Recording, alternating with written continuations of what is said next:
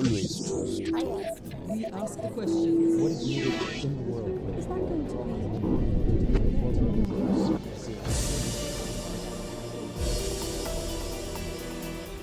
At 72, Amitabh Bachchan is arguably still the most famous name in India's multi-billion-dollar Hindi language film industry. To his many devoted fans, he's far more than just an actor. He's an Indian institution, a legend. They mob him on the streets, wait outside his house each Sunday to see him. A prolific user of social media, he has 13 million Twitter followers. That popularity and fame has given him access to leading politicians and decision makers. And he himself briefly entered the world of politics in the 1980s. By his own admission, it wasn't a successful career move. But his work in film and television continues, as does his influence. Bachchan has made more than 150 movies during his 45-year career. His latest film, Amitabh, is on release now. He's a passionate defender of Hindi cinema, known the world over as Bollywood, despite accusations that it's sexist, demeans women, and fails to deal with serious and political issues. Bollywood, past and present, religion, and Indian politics. We'll discuss all this and more as Amitabh Bachchan talks to Al Jazeera.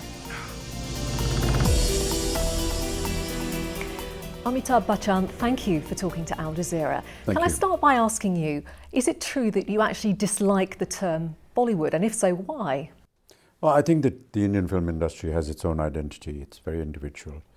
I don't see any reason why it should be compared to another name from another part of the world. But that's the way it goes. Some smart journalist coined up the name, and now it's in the Oxford Dictionary, so it's going to be there for eternity now. You just have to put up with it. Amitabh is, I think, your first movie due for the release in 2015. What attracted you to this particular film? The director, R. Balki, and me have worked together in several projects. This is the third one that we're doing together. We've already done two. He's a very unusual thinker, thinks up very unusual subjects, topics, provides a lot of challenge to artists that are associated with the film. And Amitabh is no different from some of the others that I did. He's actually from the advertising world. He runs Low Lintas in India. And I used to be associated in a lot of endorsement campaigns and brand development campaigns. And that's when he decided that he wanted to direct a movie.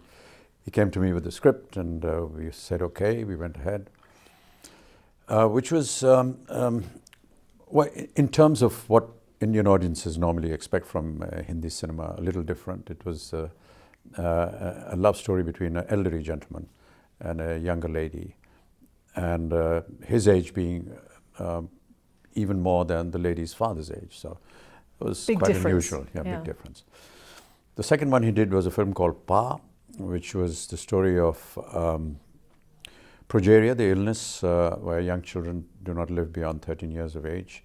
And he wanted me to play that 13-year-old kid, and I was really wondering what he'd been drinking or smoking when he came up with this idea. But prosthetics is a wonderful makeup technology, and he actually converted me into a 13-year-old.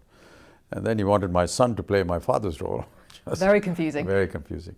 But it was a great experience. And now Amitabh. Amitabh is, I believe, a different plot altogether. It's a plot that perhaps has not been seen in Indian cinema, perhaps in world cinema too, where I shall be giving my voice to the leading man of the film.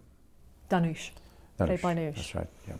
Who he plays, his character is an actor, but an actor who's mute and deaf, so therefore your voice, which you're well known for, this deep baritone voice. I wasn't supposed to disclose so many I'm details, so but sorry. no, it's fine. But yes, he's someone that needs a voice. He's someone that aspires to be an actor, but he doesn't have the qualities.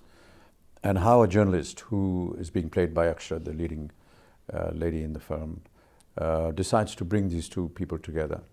I'm a very frustrated, wasted old man. I was a bit of a drunk, but he has a voice. And she decides to get them together, and how success can be achieved if both these factors came together. So it's like a symbiotic relationship almost. Each needs the other. And then, of course, there's the problem of ego that comes in the end. each one thinking that the other is present because of my qualities, and how that is resolved or not resolved is what the story is all about. You have, how should I put it, a legion of devoted fans. I gather they wait outside your house every Sunday for you to come out and say hello to them. They queued around the block for many kilometres when you were ill in hospital some years ago. Idolization is an overused term, I think, these days, but they do treat you as some sort of idol. I'm wondering, I know you're used to it, but how disconcerting is that as being one man being held up by so many people? I think it's a factor that's quite prevalent in the Indian movie industry. It's not just me. There are many actors that have the same following and same amount of attraction and attention for well-wishers. Mine has been somewhat unusual. In '82, I had an accident during the filming of a film of mine, and I almost died. And ever since I recovered from that, every Sunday, the people and the well-wishers have been collecting outside my house, and it's in the evening. It's something that's gone on for almost 35 years or 32 years, every Sunday. And I just go out and meet them, wave out to them, just sign a few autographs. I think that's the least that I can do. I guess also these days as well, you're very up on technology. I've seen that you write a blog, you tweet all the time. Is that a way of keeping in touch with the fans, and do you enjoy that modern side of the industry? Well, I hadn't realized that this was something that would keep me in touch with the fans, but having been introduced to it, I felt that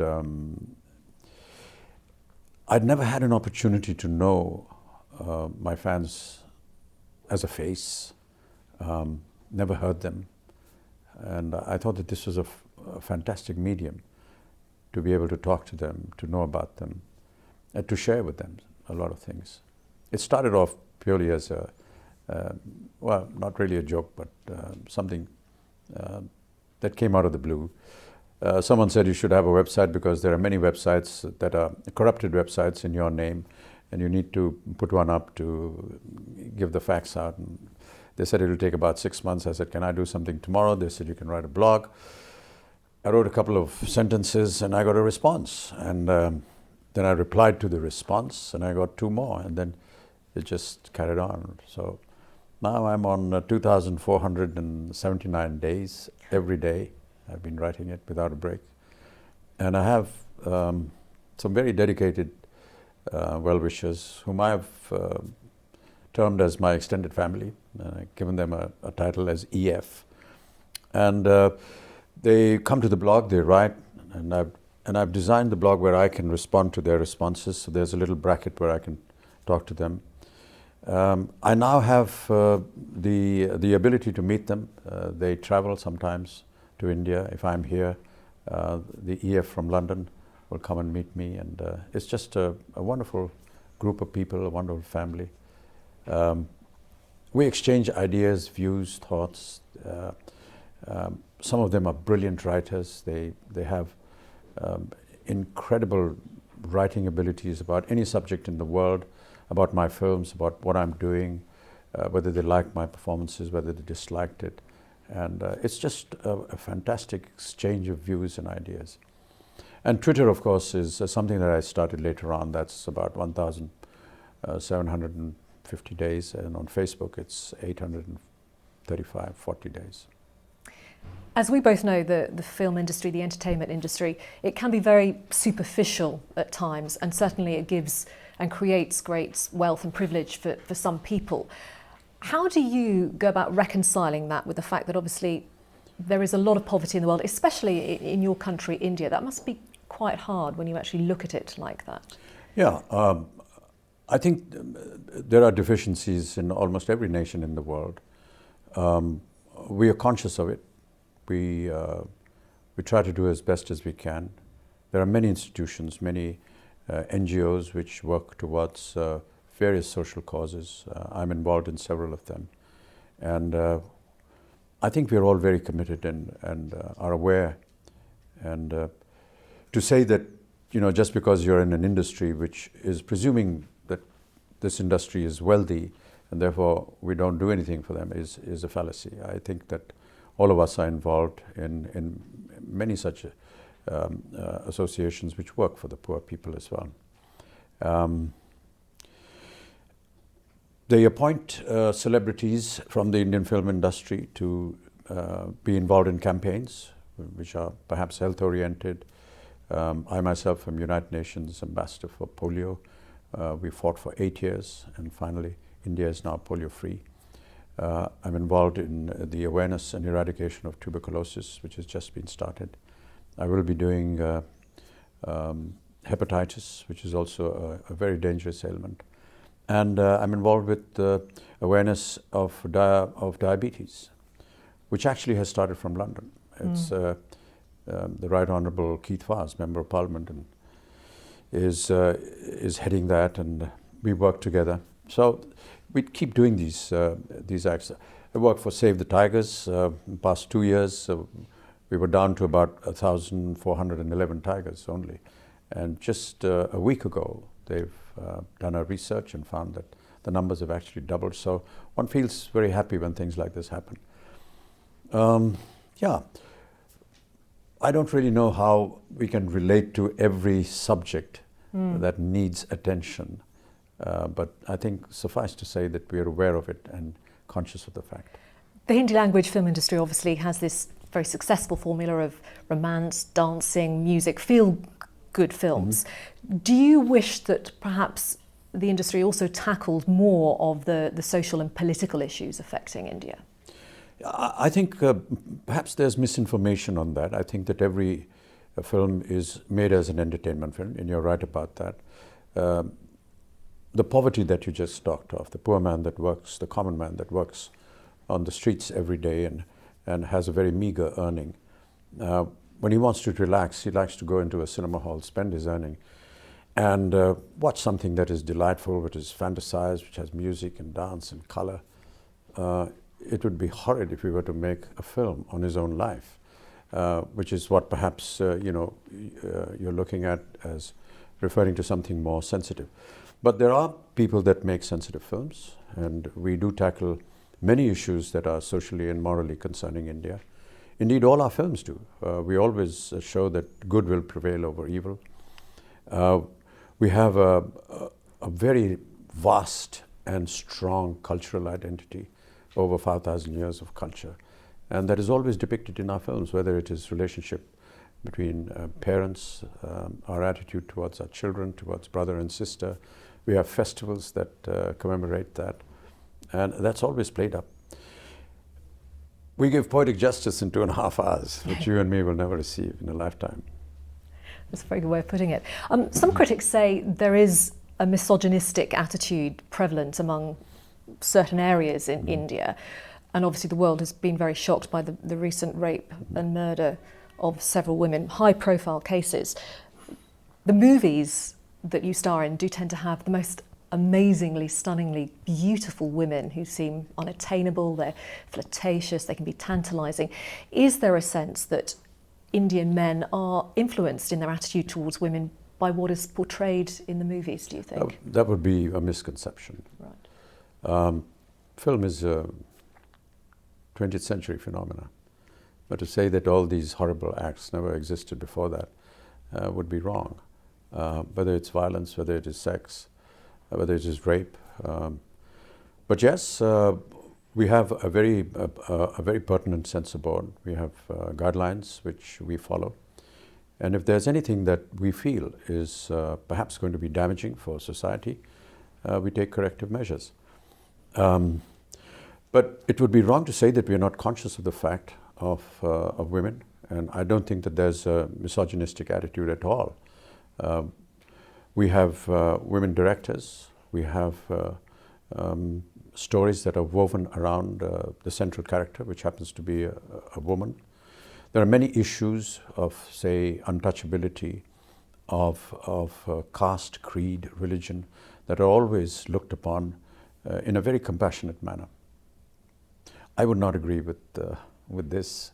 If it is an accusation, I would not agree with it, because I think we are conscious of it. And I think that the more we have the liberty of communication, which has increased during the past 10, 15 years, a lot more effort is being made. Also, the reverse happens. A lot of people come to know of things which perhaps would have gone unnoticed. Not to say that that's good, but I do feel that because of the factor of television being so prominent, we have 800 channels in one country. It sometimes is difficult to contain the content, and perhaps it gets a little more advertised than it should be. It's interesting. I mean, clearly the movie industry has moved with the times, I think, in India. Obviously, in previous times, there was less kissing scene, there were less intimate scenes. That seems to have changed recently. Do you think that reflects a changing attitude within India and a change? If you look at it during the 4 or 5 decades that I've been in the industry, yes, I will look at it differently. I myself have refrained from it, and I will continue to do so, but that's my own individual attitude. The modern generation, the younger generation today, feels absolutely comfortable with it, and so do the viewers, and so does the censors. It's something that I may be wrong in assessing this, but I just feel that because of the advent of television, because of the liberalization of the economy, because of the fact that there are so many mediums now present where you have internet, you have television, you have mobile phones, and you have access to everything that's happening in any part of the world almost immediately, there must be a feeling of not wanting to be different from what the rest of the world is doing. We will have a lot of restraint, but I think that because it's available and people find it not too wrong, that is why perhaps you see these intimate scenes in cinema. There is a dichotomy, because at times we are accused of not being realistic, and then when we do, there is always the accusation that you're showing too much. So where do you stop? Always a difficult one. Earlier in your career, now you appeared in a film called, let me get this right, Amar, Akbar, Anthony, about 3 brothers who were separated at birth and they grew up with different forms of religion, Hinduism, Islam and Christianity. Right. Some have said that it can be viewed as Gandhi's vision of what a secular utopian society should be all about. Do you think that India can ever reflect that ideal, given obviously we've seen the religious and ethnic tensions that do occur? We are constitutionally a secular society. It's in our constitution, and we live up to it, and we're very proud of it, and we're very happy with it. Yes, there will always be the odd incidents, but to say that cinema reflects that or encourages that would be wrong. I think that Amar, Akbar, Anthony is a wonderful example of people coming together. I've always felt that cinema is a great integrator rather than one that disintegrates people. Well, it's like sport, isn't it? It unites people. Absolutely, yeah. When you sit inside a darkened hall to watch a film, you never question the caste, creed, religion of the person sitting next to you. Yet you see the same film, you enjoy the same jokes, you laugh at the same jokes, you cry at the same sentiment, sing the same songs. I doubt if there are many institutions left in the world which can boast of such integration. So I just feel very proud to be a small part of that fraternity that encourages something like this rather than look upon it as something that would disintegrate. And as far as the country is concerned, we are going to be a secular country. We shall maintain that. And that is our DNA, so to say. And Gandhiji was absolutely right. And I recently read a statement, rather today itself, when President Obama left India after his visit. He said that so long as India doesn't allow religion to interfere in its growth, India will grow substantially. It's interesting you mention, obviously, President Obama's been to India. He met up with Prime Minister Modi. They had tea together. I was quite struck by the fact that both these men came from very modest backgrounds, and they've gone up the career ladder and gone on to lead their nations. India was never particularly known as a place where there was social mobility, that somebody from a disadvantaged background could move up. Do you think that is changing now? It's never been very prominent. I think that the history of India is always been very respectful to an individual, to his qualifications, to his leadership qualities. There isn't that divide, so to say, between the elitists and the people down there. I think there is an equal balance and there's equal opportunity. It's a very large and diverse country, you have to understand that, with different languages, different cultures. It is a part of our history and we will live with that. But if there are going to be discrepancies in the eyes of an outsider, then they must bear in mind of what we have been through, what our history is, and how we are still working towards keeping it together and still trying to make progress. I mean, modern India is a young country in a sense, It is indeed. isn't it? It is just about 65 years from independence. And if you have to compare us with the rest of the world, then do compare other countries that have had just 65 years of independence and where they are and where we are.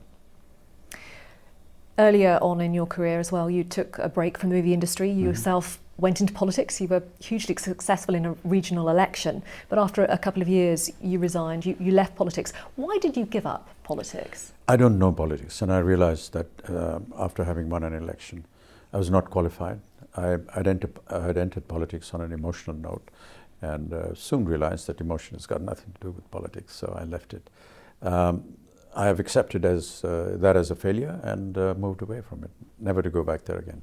You would never think of doing it again. It's interesting because to an outsider, Indian politics looks incredibly complex. There's clearly corruption on some levels. Do you think that means that it's not actually attractive for people to enter politics in India at the moment? Is there a feeling that it's almost a grubby thing to do? No.